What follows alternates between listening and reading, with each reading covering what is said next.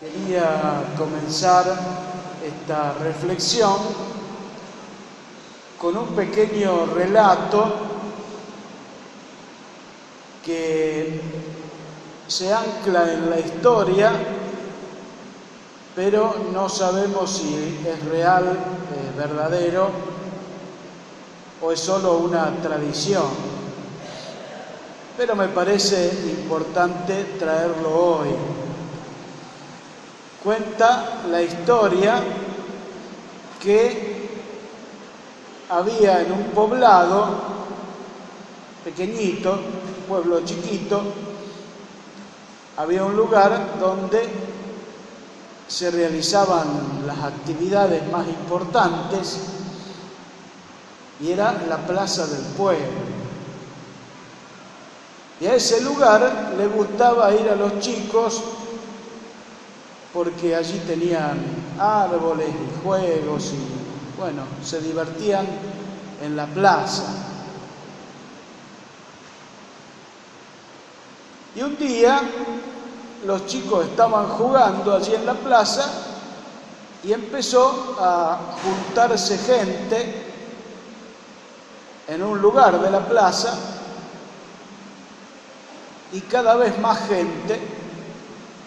Y los chicos que estaban jugando allí les dio curiosidad a ver qué estaba pasando y entonces se van acercando al grupo de gente que se estaba allí juntando. Y los chicos pasan entre las personas y llegan al lugar donde está hablando alguien. Y como siempre ocurre, aquellos que están alrededor del que está llevando la palabra tratan de que los chicos no interrumpan, no molesten, no griten, para que se pueda escuchar al que está hablando. Y entonces el que está hablando interrumpe a aquellos allegados suyos y toma a uno de estos niños y lo pone delante de todos y dice algunas cosas. Este niño, cuenta la historia, se llamaba Ignacio. Y aquel que estaba hablando en esa plaza, ¿saben ustedes quién era? Jesús. Jesús tomó a ese niño y lo puso en medio. Y de él dijo algunas cosas que el niño no se acordaba, pero sí sabía que lo había puesto en el medio de todos allí y lo había abrazado. Ese niño, llamado Ignacio, con el paso del tiempo, va a hacerse seguidor de Jesús, discípulo, y va a ser encargado de una de las comunidades, al punto tal que la comunidad lo va a nombrar su obispo. El lugar donde estaba esta comunidad muy importante se llamaba Antioquía. Nosotros hoy lo conocemos a este Ignacio como San Ignacio de Antioquía, porque fue mártir. Los romanos lo martirizaron en Roma. De él no queda mucho en la historia, más que algunas cartas donde deja una enseñanza muy importante para la vida de la Iglesia. San Ignacio de Antioquía. Fíjense la historia, de dónde deriva, ¿no? De aquel niño que un día se acercó a alguien que estaba hablando en una plaza. Y traje esta historia porque, si bien el Evangelio que estamos leyendo de Marcos parece que presenta la escena en una casa, Mateo, que toma el mismo tema, lo presenta justamente en una plaza. Así que por eso les traje este pequeño relato, que se acerca mucho a las vivencias del Evangelio. Es decir, nos ayuda también a preguntarnos, ¿no?, por los personajes que van apareciendo allí en la palabra y de los cuales no sabemos prácticamente más nada. Por ejemplo, ciegos curados, leprosos, etcétera, ¿no? ¿Qué habrá sido de la vida de ellos? Esto por un lado. Por otro lado, vemos lo siguiente.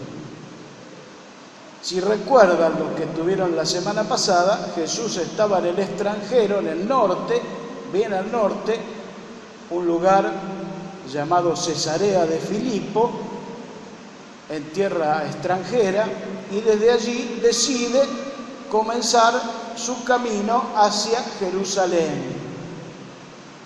Él ya está dispuesto a entregar totalmente su vida por nosotros. Por eso, si escuchamos bien el Evangelio, comenzaba diciendo así: Jesús atravesaba la Galilea junto con sus discípulos. Es decir, estaba viniendo desde el norte, bien desde tierra extranjera, cruzando toda la Galilea y llega a la ciudad de Cafarnaúm. Desde allí va a seguir bajando hacia Jerusalén. Ese camino Jesús va a aprovechar a dejar enseñanzas muy importantes a los discípulos. Es decir, que este camino también puede para nosotros ser como una señal de que el Maestro nos está dejando enseñanzas muy importantes, y por eso prestar mucha atención, los oídos atentos. Deja principalmente dos enseñanzas, dos. La primera, fíjense cómo es el tema. Jesús les pregunta a los discípulos, porque algo escuchó y porque algo intuye, dice, ¿de qué venían hablando en el camino? ¿Qué venían conversando? Y dice que los discípulos callaban, porque habían estado hablando de un tema que Jesús los agarró infragante. ¿Cuál es el tema? Estaban discutiendo entre ellos quién era el más importante, quién era aquel que debía ser el que llevara la voz cantante, el que diera las órdenes, aquel que sería el primero de los discípulos del Maestro. Y Jesús les acababa de decir que estamos yendo hacia Jerusalén a entregar la vida. No sé si nos damos cuenta, unos iban en una dirección y Jesús iba en otra, totalmente contraria. Uno quería egoístamente para sí lo mejor y Jesús está diciendo hay que entregar la vida. La dirección de Jesús va hacia los hermanos entregando su vida al servicio de los demás. Lo que estaban discutiendo los apóstoles era para ellos, quién era el más importante, quién era el mejor, quién era el jefe de ellos. Dirección contraria. Así que aquí nos llama poderosamente a una reflexión en el sentido de cuál es la forma que los cristianos tenemos que llevar en este caminar. Al servicio de los demás. Y no nos cansemos de decir ese dicho, casi tomado del Evangelio, parece, que dice así: el que vive para sí, el que no vive para servir, no sirve para vivir.